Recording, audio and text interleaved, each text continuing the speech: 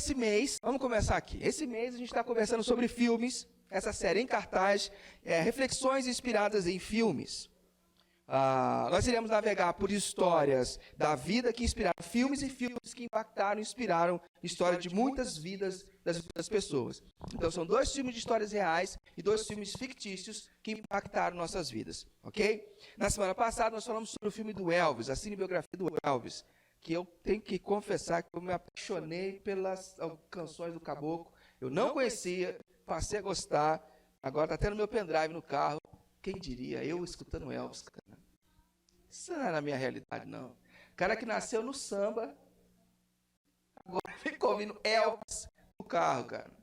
My Way, Suspicious Mind, cara. A vida faz isso com a gente, é bom. A idade melhora a gente, e os gostos também. Mas eu continuo gostando do samba.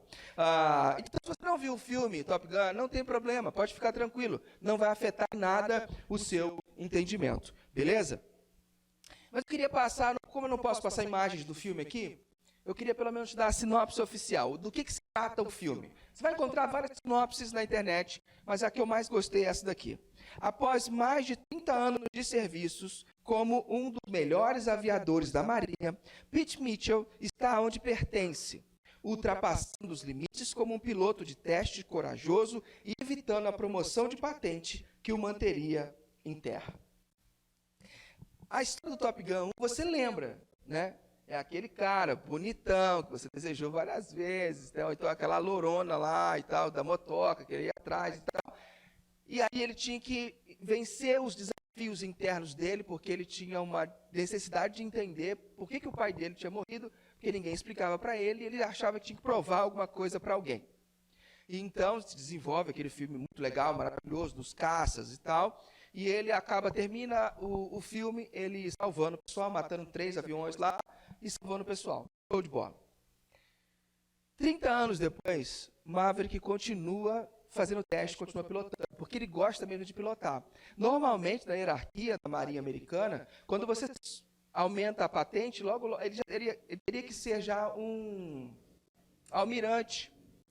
E esses almirantes de mar e terra, eles são como aqueles instrutores do Top Gun mesmo, eles ficam na terra, eles não voam mais.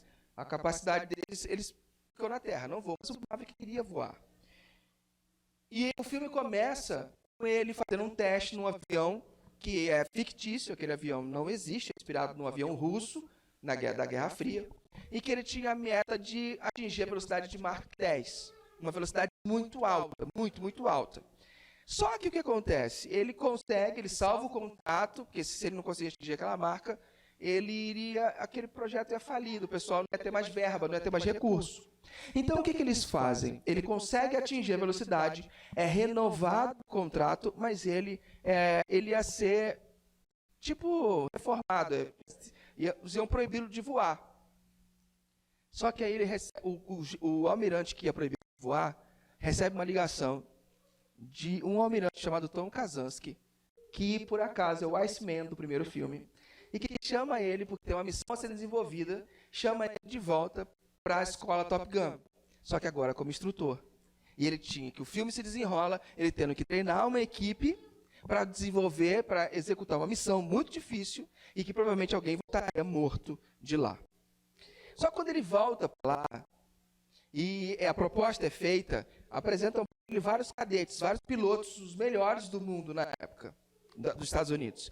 Só que o que acontece? Dentro de um deles é o filho do parceiro dele que morreu no primeiro filme. É o filho do Goose. E ele fica naquele conflito de como que eu vou treinar ele para ir para essa missão. E eles têm uma treta bem brava.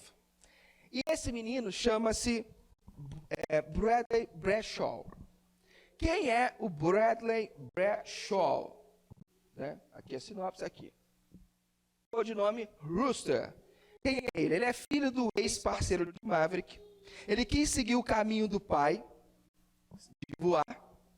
Só que ele se torna órfão de pai na infância, porque o pai dele morre junto com o Maverick, morre num acidente que o Maverick estava pilotando.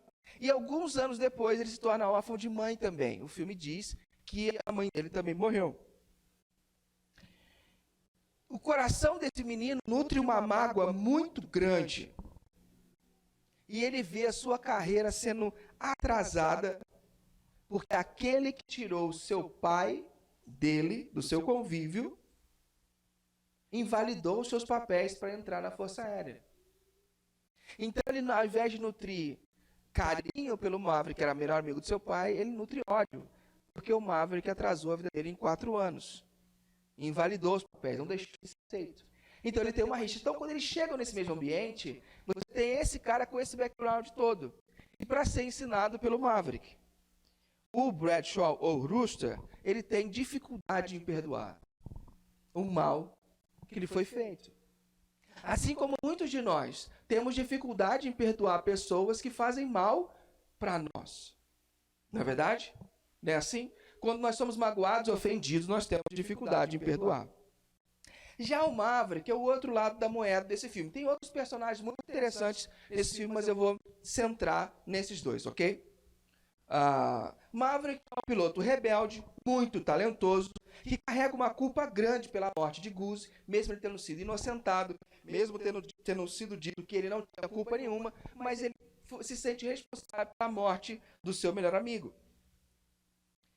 Após a morte, ele passa a se sentir responsável pelo filho do Goose. E ele aceita um pedido da mãe desse menino, da esposa do Goose. Antes de morrer, ela chega para ele e fala: não deixe meu filho seguir os passos do pai. Não deixe meu filho seguir os passos do pai. E ele faz o quê? Ele topa, ele aceita, ele topa cumprir essa promessa. Pô, a mulher no leito de morte pede. Ela tirou o marido dela no acidente.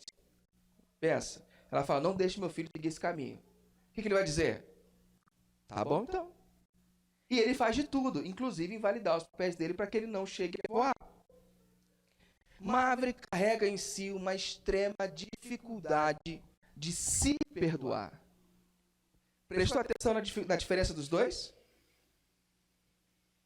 Bradley tem dificuldade em perdoar uma ofensa, perdoar um dano. Maverick tem dificuldade em perdoar a si por suas decisões, por suas atitudes, se perdoar pelo que aconteceu com ele. Então, Bradley é um calculista. Ele pensa demais. Ele tem algo a provar. Ele é basicamente uma miniatura do Maverick do filme 1. Ele tem algo a provar. Ele sente vontade de provar alguma coisa às pessoas. Ele vive como um lobo solitário, já não tem pai, não tem mãe. E ele tem uma característica: ele se sacrifica pelas pessoas. Ele ajuda todo mundo. Mesmo que ele coloque o dele na reta, ele faz para ajudar as pessoas. Você conhece alguém assim? Mesmo que ele tiver que se estrepar, ele faz para poder ajudar alguém. E ele tem muito medo de errar. Por isso ele pensa demais. O medo domina. Já o perfil do Maverick é uma pessoa narcisista. Ele acha que tudo que acontece ao seu redor é a responsabilidade dele. E ele não sabe lidar com perdas. Perdas nenhuma. Ele não sabe lidar com perdas nenhuma. Não consegue lidar. Ele não soube lidar com a perda do pai, ele não soube lidar com a perda do Goose, ele não soube lidar com a perda do filho do Goose, ele não sabe lidar com a perda das mulheres da vida dele, ele não sabe lidar com isso. E o que ele faz? Como ele não sabe lidar com as perdas, ele absorve a culpa. Ele se sente culpado e responsável por todas as coisas. E com isso, ele impede o Bradley de viver e se decepcionar com as suas próprias decisões. Ele protege demais as pessoas que estão ao seu redor e impede as pessoas de crescer. Tipo aquelas mães coruja que leva leitinho na cama para o filho, filha, que impede o filho de crescer. Eu não conheço ninguém assim, mas eu sei que existe por aí. E impede os filhos de crescerem e de assumir responsabilidade. Inclusive, nesse filme tem um diálogo entre o Maverick e a Penny, que é o par romântico dele, que ele fala assim: eu estou vendo que você está muito mais próximo da sua filha hoje. O que aconteceu? Aí ela fala: eu aprendi. Ela precisava tomar mais responsabilidade e eu achava que ela não estava pronta. Então eu tive que aprender a dar a ela as responsabilidades, deixar ela lidar com as frustrações. Isso, ao invés de separar mãe e filha, aproximou. Então fica a dica para quem quiser olhar o filme por essa perspectiva. Tá? Então o Maverick vive em volta da culpa. O Bradley pelo medo e o Maverick pela culpa. Maverick era excelente com as suas habilidades, mas era péssimo em relacionamentos de longo prazo. Ele não conseguia. Eu não sei se você percebe, mas a Penny, que é a par romântico dele, é citada no filme 1 como ele sendo a pessoa que levou ela para passear num carro, e ela era filha de um almirante. E ele toma um gancho terrível, é mandado para um lugar, porque ele foi namorar com essa menina. E eles trazem esse par de volta para que, enfim, na maturidade, ver se esse cara consegue ter um relacionamento a longo prazo. Porque ele não tem essa capacidade, não desenvolveu essa capacidade de ter um relacionamento a longo prazo. Relacionamento a longo prazo não era os seus fortes. E a música do filme, a música da Lady Gaga, que inspira esse filme, ela fala sobre isso. Ela narra essa dificuldade, esse ponto de virada da vida dele. Ele precisa agora mudar a sua postura, porque ele já é um homem maduro e ele está sentindo necessidade de algumas coisas que ele não aprendeu a lidar. A vida não lhe deu repertório, ele não se permitiu. Ele era um cara que tinha uma mulher em cada base, quando falava isso no filme 1. Em cada porto ele tinha uma namorada. Agora ele não é mais esse menino jovem. E ele precisava viver como um cara adulto. Ele precisava se entender como uma pessoa adulta e responsável. Olha como é a letra da música. A música diz, o título da música é Segure Minha Mão. Olha o que ela diz. Segure a minha mão, tudo ficará bem. Eu ouvi do céu que as nuvens estão cinzentas. Me puxe para perto, me envolva em seus braços doloridos. Eu vejo que você está sofrendo. Por que demorou tanto para me dizer que precisa de mim? Eu vejo que você está sangrando. Não precisa me mostrar novamente, mas se decidir fazer isso, eu viajarei nessa jornada com você. Ou seja, se você se tornar vulnerável e quiser se relacionar de verdade, eu estarei com você. Não vou desistir até o fim. Então, chore essa noite, mas não solte a minha mão. Você pode chorar até a última lágrima. Eu não irei embora até entender. Me prometa só que você segurará a minha mão. Levante a cabeça. Olhe nos meus olhos ilusórios. Esse medo que está dentro de você vai amenizar. Dê um tempo. Eu posso ver tudo o que você não está enxergando agora. Suas orações serão respondidas. Deixe Deus sussurrar como. A música retrata como que, de maneira poética, o ponto de vida que esse personagem principal do filme está agora, precisando dar uma guinada, mas não sabe como fazer. E aí o filme, para mim, do ponto que eu quero tirar de reflexão, tem uma conversa fantástica entre o Maverick e o Iceman, que é o almirante que os levou para lá, que é o almirante Kazansky.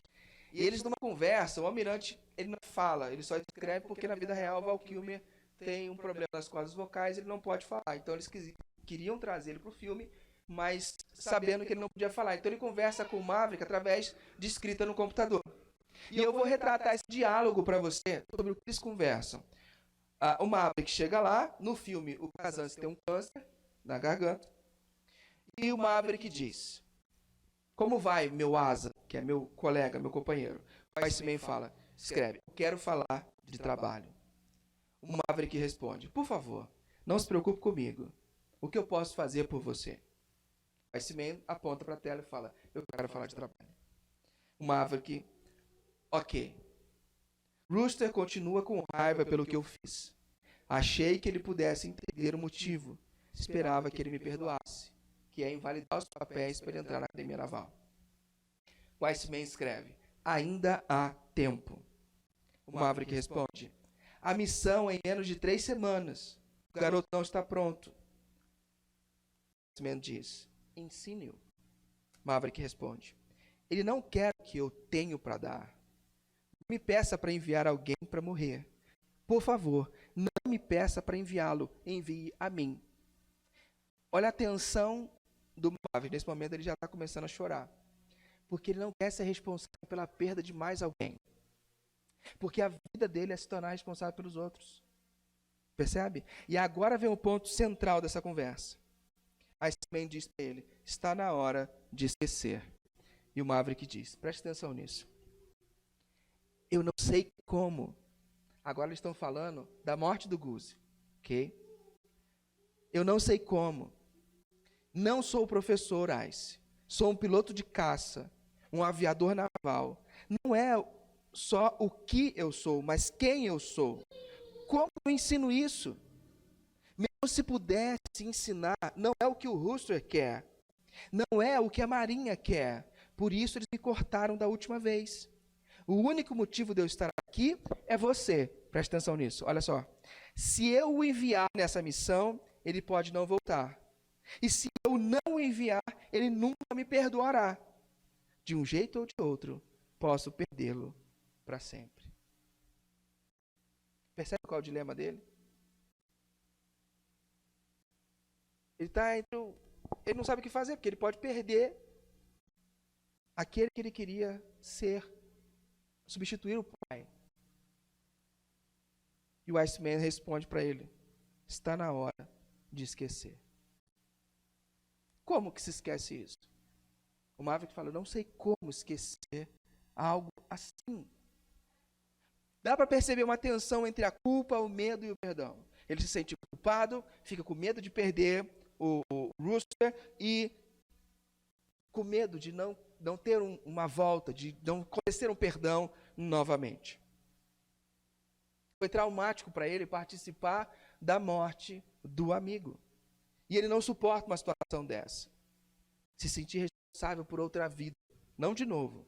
Ele não conseguiu seguir em frente. Ele não conseguiu seguir em frente. Então, o que a gente tem até aqui de cenário? Uma pessoa que não consegue se perdoar e outra pessoa que não consegue perdoar alguém que lhe causou algum dano. Talvez você que esteja sentado aqui hoje ou nos vendo pela internet esteja em uma dessas circunstâncias. Eu não consigo perdoar alguém que me fez um mal. Ou eu não consigo me perdoar pelo mal que eu causei. E para isso, nós precisamos entender o que a Bíblia tem para nos dizer sobre essa dinâmica do perdão no reino de Deus. E eu quero ler um texto com você, que está em Mateus capítulo 18. Numa mensagem de Jesus que ilustra e nos ajuda a entender e entrar nesse dilema de forma apropriada. Mateus 18, 21 a 35. Diz assim. Se você quiser me acompanhar aí no seu aplicativo ou sua Bíblia, abra, porque quando você ouve e vê, você grava muito mais. Então, isso é você abrir também sua Bíblia para acompanhar comigo. Mateus 18, 21 a 35 diz assim. Neste instante, Pedro teve a coragem de perguntar, mestre, quantas vezes tenho de perdoar o irmão que me prejudica? 7 vezes? No texto anterior, Jesus já tinha falado alguma coisa e Pedro sabia que ele ia ter que perdoar, ia ter que lidar com perdão. Aí agora Pedro começa a se preocupar consigo mesmo, falando, cara, começa esse negócio aí, velho. Quantas vezes? Pedro queria mensurar, porque é mais fácil. Se tiver um número, excedeu o limite, rua, pé no bumbum. Aí ele fala, 7 vezes? Jesus respondeu, 7 é pouco. Tente 70 vezes 7. O reino de Deus é como um rei que decide acertar as contas com seus serviçais. Trouxeram à sua presença um servo que lhe devia o equivalente a 300 toneladas de prata. Ele não podia pagar uma dívida tão vultosa. Então o rei ordenou que o homem com a esposa, filhos e bens fosse leiloado no mercado de escravos. O infeliz lançou-se aos pés do rei e implorou, dá-me uma segunda chance, eu pagarei tudo. Sensibilizado com o pedido, o rei deixou ir, cancelando a dívida. O servo perdoado mal havia saído da sala quando se encontrou com um companheiro que lhe devia apenas 100 moedas de prata. Furioso, agarrou pelo pescoço e ordenou, pague-me agora, agora. O pobre homem lançou-se aos pés dele e implorou, dê-me uma segunda chance, eu pagarei tudo. Mas o outro continuou irredutível. Mandou-o para a cadeia, com a ordem de ser solto. Só depois de pagar a dívida, ele seria solto. Alguns servos que presenciaram a cena ficaram revoltados e relataram o fato ao rei. O rei mandou chamar o servo de volta e disse: você é mau caráter. Perdoei sua dívida quando você implorou misericórdia. Não deveria você também ser misericordioso diante das súplicas de seu companheiro? O rei estava furioso e mandou que aquele servo ficasse na prisão até pagar toda a dívida. Meu Pai no céu fará exatamente a mesma coisa com aquele que não perdoar incondicionalmente qualquer um que peça misericórdia. Palavras de Jesus. Ai. Como é que a gente lida com esse negócio então? Vamos lá. A gente precisa entender qual é a dinâmica do perdão no reino de Deus.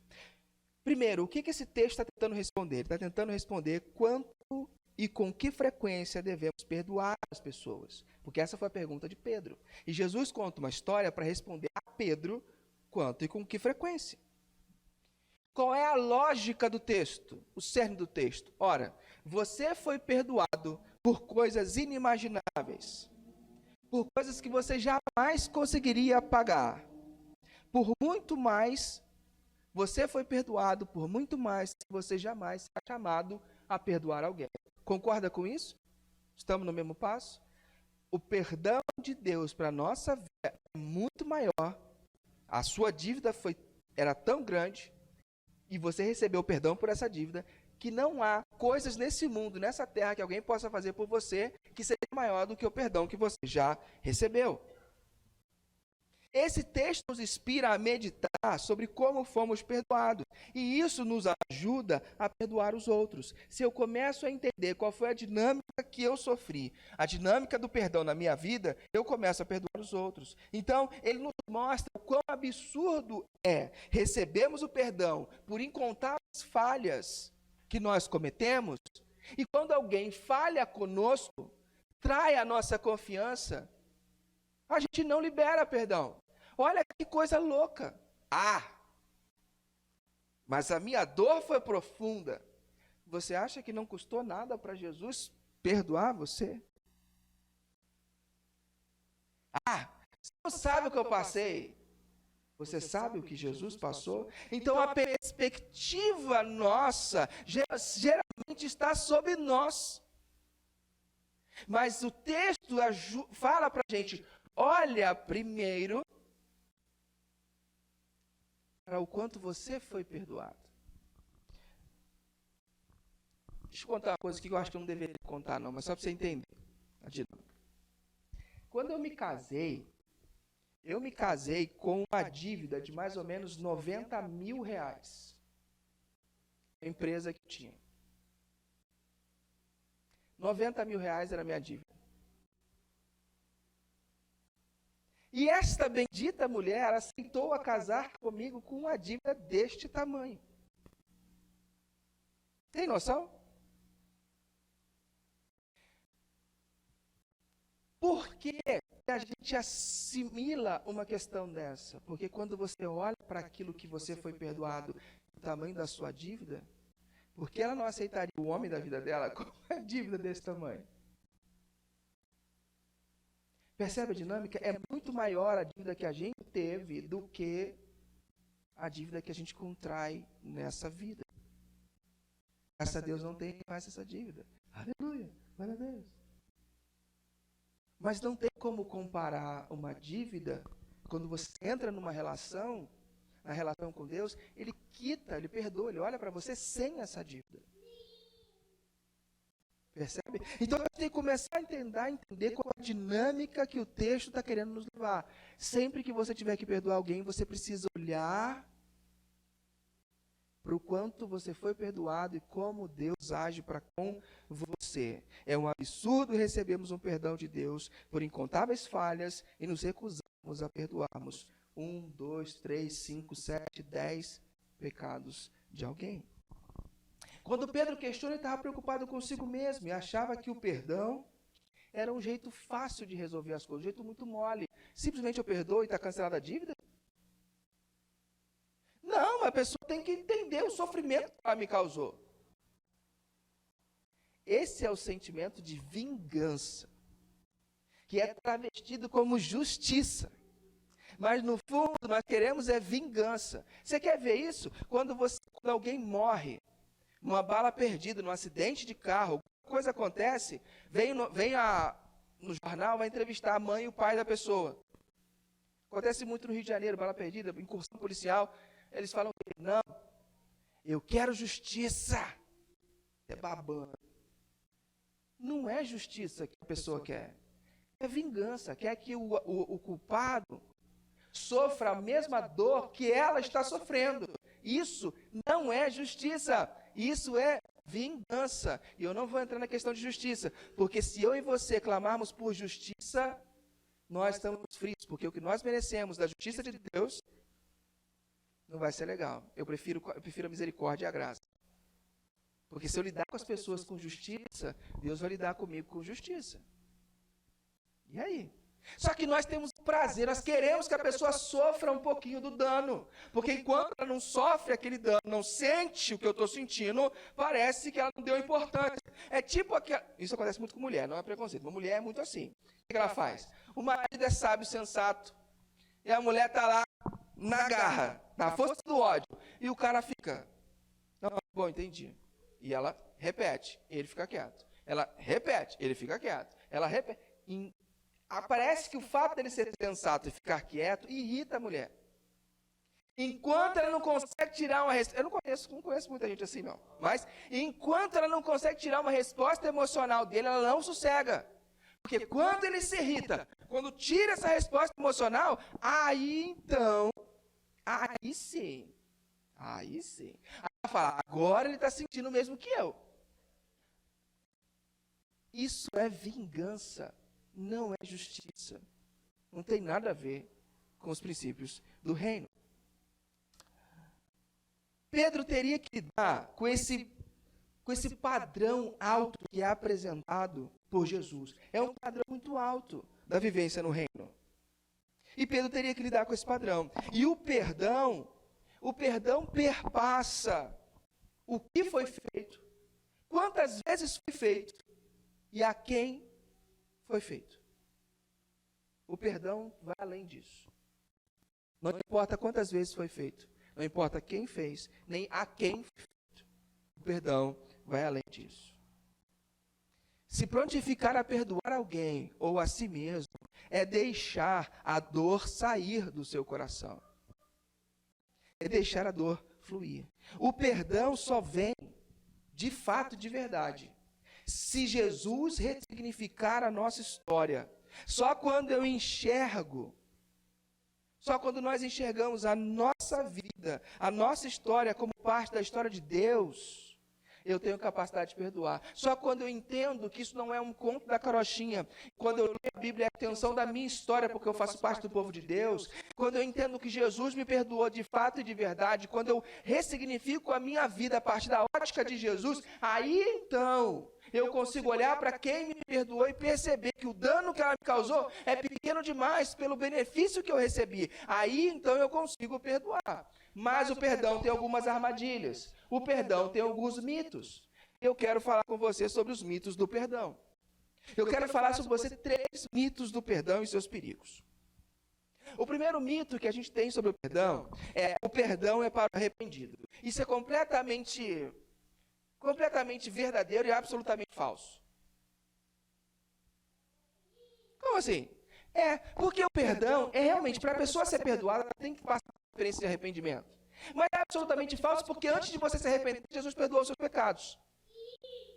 Percebe? Então como é que a gente lida com isso? Como é que funciona? O perdão não é só para o arrependido. Quando você começa a lidar com isso e achar que isso é verdade, que isso é fato, isso deixa a nossa vida sob controle de quem nos feriu. Quem nos feriu passa a ter o controle e a chave do nosso coração nas mãos. Começa a controlar a nossa vida. Ariovaldo Ramos diz assim, o perdão é assim, quem precisa não merece, quem merece não precisa. Deus criou o perdão para darmos para quem não merece. Vou ler novamente. O perdão é assim, Quem precisa não merece. Quem merece não precisa. Deus criou o perdão para darmos para quem não merece. Perdão é para quem não merece. Aí o negócio está ficando ruim, né? Está ficando mais embaixo aí. Eu estou vendo só as expressões assim, né? Eu não estou vendo, então se for alguma pergunta, alguma coisa, você fala para mim, porque hoje eu não estou conseguindo ver. Deixa eu ver aqui. Como é que você está falando?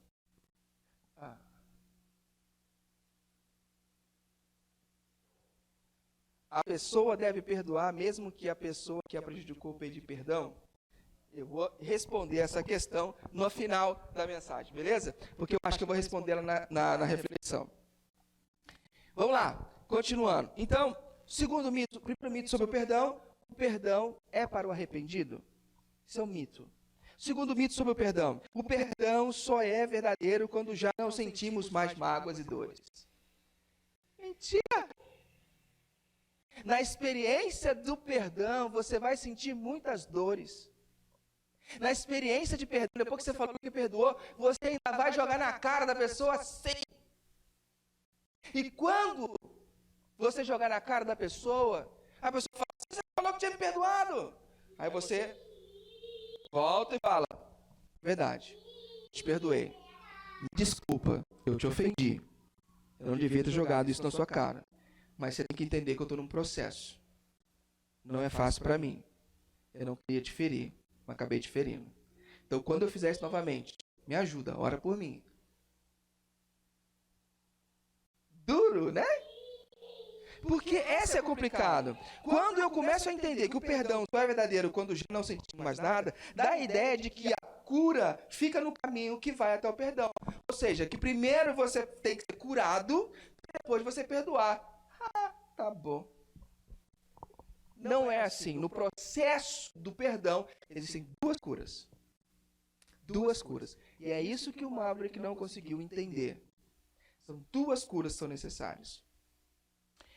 O processo é assim. Deixa eu exemplificar para você aqui andando. Primeiro, nós temos que ressignificar nossa história. Eu entendo que fomos perdoados, que eu sou perdoado por Jesus.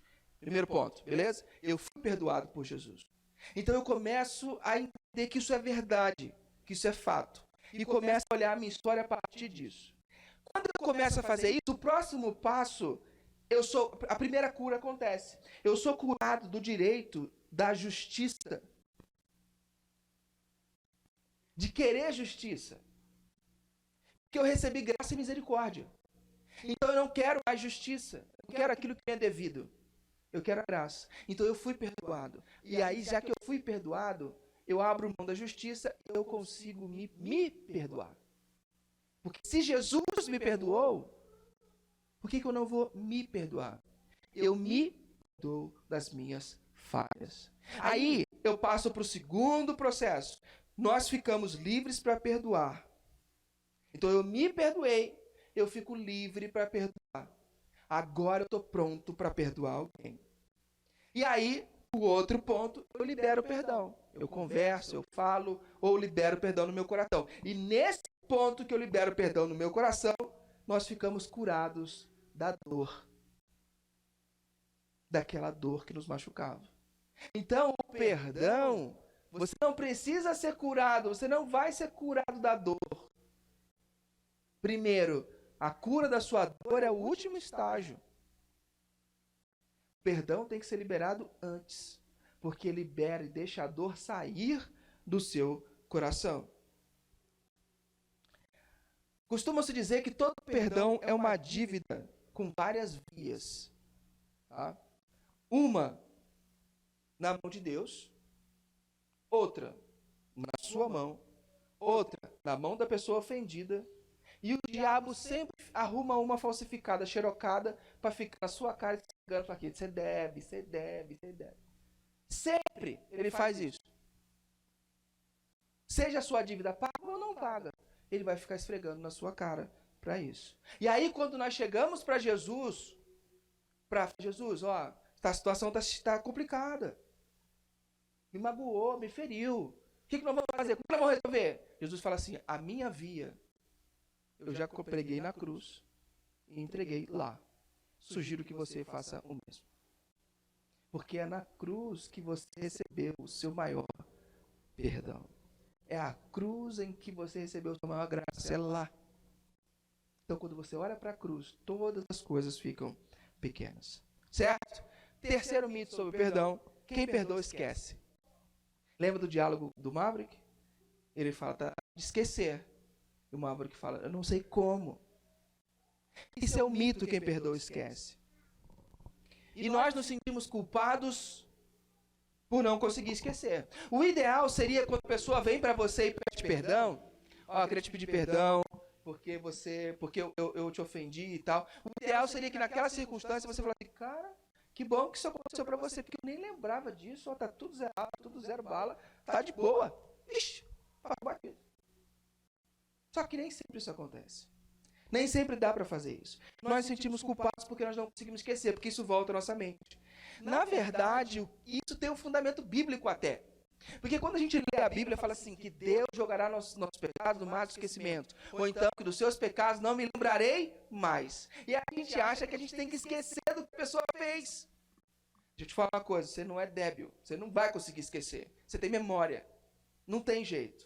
Então, como é que você esquece esse trem? Você esquece a memória emocional, não a histórica. Você vai saber que a pessoa te ofendeu, mas aquilo não vai mais te causar dor. Você vai lembrar da ofensa, mas aquilo não vai mais te causar dor. E lembre-se, quando Deus fala dos seus pecados, não me lembrarei mais, não é que Deus se esquece, Deus tem amnésia. Você está dizendo que Deus não vai ficar jogando na sua cara o seu pecado. Que não vai ficar olhando para você e falar assim, eu sei que você fez ontem. E você vem com essa cara lavada falar comigo hoje? Eu sei que você aprontou, te conheço. Sei por onde tem andado, conheço esse cheiro. Ele não vai fazer isso, mano. Deus não é assim, não. Ele não vai ficar apontando a sua cara. Porque o preço que tinha que ser pago foi pago na cruz. Pelo perdão dos nossos pecados. E tem muita gente que carrega culpas de anos. Que teve um péssimo comportamento em família, que teve um péssimo comportamento quando era mais novo, em que vacilou, e que feriu, e que agrediu, e que hoje vive, às vezes eu conheço pessoas que vivem hoje encolhidos na sua vida, porque se sentem culpados por 10, 15 anos de maus tratos. Mas hoje acham que tem que pagar pelos seus pecados e vivem encolhidos. Porque parece ser muito fácil. Assim, não, é só me perdoar e boa vida que segue. Não, filho, tem as consequências. Mas você não precisa viver com a sombra daquela culpa sobre você. A coisa flui, anda, a coisa encaminha. Mas, querido, melhor do que eu poderia expressar isso nessa pregação, eu quero ler um texto para você que a Ariadne escreveu numa das nossas mentorias, num capítulo de um dos livros da mentoria. Ela escreveu um texto que eu falei, eu preciso desse texto, que eu preciso ler esse texto para a igreja. E o texto diz assim, o título é Sobre Perdão. Presta bem atenção. Não é sobre tempo e nem somente querer perdoar. É sobre entender que somos perdoados primeiro de uma dívida impagável, para assim podermos estender a mesma graça e misericórdia para as outras pessoas. Muitos livros de autoajuda, assim como psicólogos, nos encorajam a perdoar para então seguirmos em frente com a nossa vida. Somente quando há um profundo entendimento da dimensão do perdão de Deus para conosco, o processo de cura começa dentro de nós. Sim, leva bastante tempo, muitas lágrimas e oração.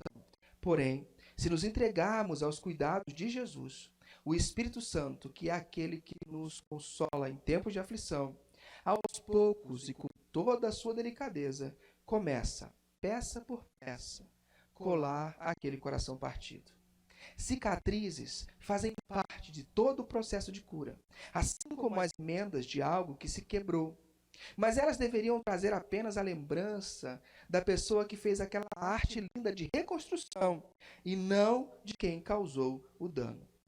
Quando medito nisso, algumas técnicas de artesanato passam pela cabeça. Mosaico, patchwork e kintsugi, que é quando a cerâmica valiosa é quebrada. Para colar as peças, o artista utiliza uma mistura de resina, laca, com pó de ouro. Quando vi isso, pensei, por que usar algo tão caro como uma simples cola? Uma cola transparente, além de muito mais barata, não chamaria tanta atenção para os defeitos da peça. Quem sabe poderia até passar despercebido. Só que o kintsugi não é sobre disfarçar imperfeições, é justamente realçá-las. Kintsugi é uma tradição japonesa de longa data, e a filosofia por trás dessa técnica é a aceitação do imperfeito ou defeituoso. Ela valoriza as marcas do desgaste pelo uso de um objeto, destacando as rachaduras e reparos como simplesmente um evento na vida daquele objeto, em vez de permitir que o seu serviço termine no momento do seu dano ou ruptura. Somos cerâmicas valiosas, em constante desgaste. Sofremos esmagamentos diários.